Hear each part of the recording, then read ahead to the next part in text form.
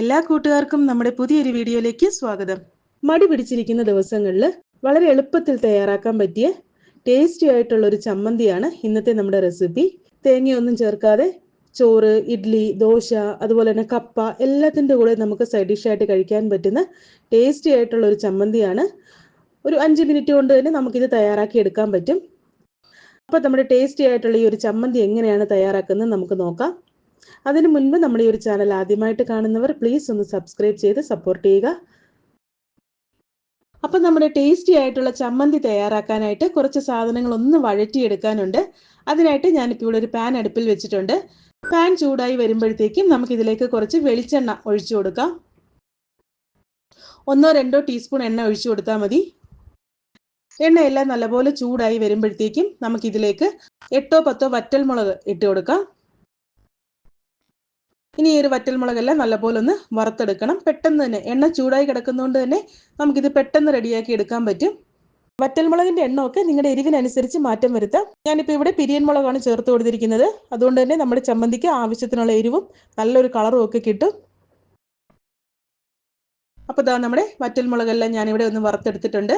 ഇതിപ്പോൾ നമുക്ക് വേറൊരു പാത്രത്തിലേക്ക് മാറ്റാം. ഇനി ഈ ഒരു സെയിം എണ്ണയിലേക്ക് തന്നെ ഒരു 100 ഗ്രാം കുഞ്ഞുള്ളി ഇട്ട് കൊടുക്കാം. വളരെ ചെറിയ ഉള്ളി ആയതുകൊണ്ട് ഞാനിത് അരിഞ്ഞിട്ടില്ല. ഇനിയിപ്പോൾ നിങ്ങൾ എടുക്കുന്ന ഉള്ളി കുറച്ച് വലിപ്പം ഉള്ളതാണെങ്കിൽ 2ആയിട്ടൊന്ന് കട്ട് ചെയ്ത് ഇട്ട് കൊടുത്തോളൂ. അതോടൊപ്പം തന്നെ നമുക്കിതിലേക്ക് കുറച്ച് കറിവേപ്പില ഇട്ട് കൊടുക്കാം. അത്യാവശ്യം കറിവേപ്പിലയൊക്കെ നല്ലപോലെ ചേർത്ത് കൊടുക്കണം. നമ്മുടെ ചമ്മന്തിക്ക് നല്ലൊരു ടേസ്റ്റ് കിട്ടാനൊക്കെ ഇത് സഹായിക്കും. അതോടൊപ്പം തന്നെ നമ്മുടെ ഈ ഒരു ചമ്മന്തിക്ക് ആവശ്യമായ പുളിയും കൂടി ചേർത്ത് കൊടുക്കാം. ഞാനിപ്പോൾ ഇവിടെ ചെറിയൊരു നെല്ലിക്ക വലിപ്പത്തിലുള്ള പുളി ചേർത്ത് കൊടുക്കുന്നുണ്ട്. ഇനി ഇതെല്ലാം കൂടി നല്ലപോലെ ഒന്ന് വഴറ്റി നമ്മുടെ ആ ഒരു ഉള്ളിയുടെ കളറൊക്കെ ഒന്ന് മാറി ചെറുതായിട്ടൊന്ന് വാടി വരണം. ഗോൾഡൻ ബ്രൗൺ കളറൊന്നും ആവേണ്ട ആവശ്യമില്ല. നല്ലപോലെ ഒന്ന് വാടി വന്നാൽ മതിയാകും. അപ്പം ഈ ഒരു ചമ്മന്തി വന്നിട്ട് നമ്മളിത് തേങ്ങയൊന്നും ചേർക്കാതെ ഉണ്ട് തയ്യാറാക്കുന്നതാണ്. ചൂട് ചോറിൻ്റെ കൂടെയൊക്കെ വളരെ ടേസ്റ്റി ആയിട്ടുള്ള ഒരു ചമ്മന്തിയാണ്. ദോശയ്ക്കും ഇഡ്ഡലിക്കും ഒക്കെ നമുക്ക് സൈഡായിട്ട് കഴിക്കാൻ പറ്റും.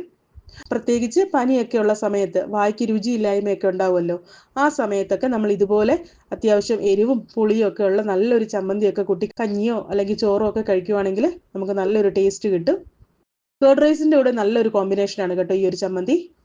അപ്പോൾ ഇതാ ഉള്ളിയെല്ലാം ഇവിടെ നല്ലപോലെ ഒന്ന് വാടി വന്നിട്ടുണ്ട്. ഞാൻ തീയെ മീഡിയം ഫ്ലെയിമിലിട്ടിട്ടാണ് ഉള്ളിയെല്ലാം നല്ലപോലെ വഴറ്റിയെടുത്തത്. ഇനി ഇതെല്ലാം നല്ലപോലെ ഒന്ന് തണുത്ത് വരട്ടെ. അതിനുശേഷം ബാക്കി ചേരുവകളും കൂടി ചേർത്ത് ചമ്മന്തി തയ്യാറാക്കിയെടുക്കാം.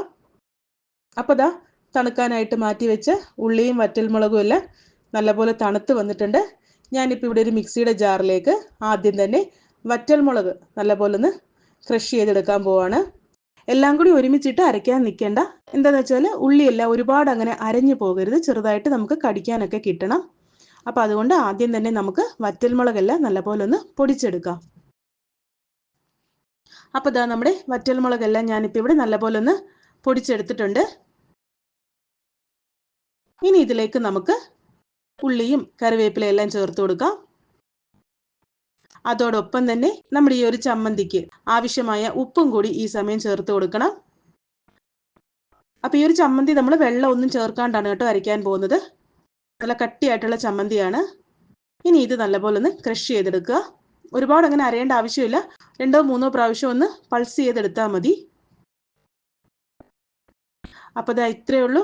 വളരെ ടേസ്റ്റി ആയിട്ടുള്ള എന്നാൽ വളരെ എളുപ്പത്തിൽ തയ്യാറാക്കാൻ പറ്റുന്ന നമ്മുടെ ചമ്മന്തി ഇവിടെ റെഡി ആയിട്ടുണ്ട്. ഇനി ഇതിലേക്ക് നമുക്ക് എണ്ണയോ കാര്യങ്ങളോ ഒന്നും ചേർക്കേണ്ട ആവശ്യമില്ല. നമുക്കിത് ഡയറക്റ്റ് സെർവ് ചെയ്യാവുന്നതാണ്.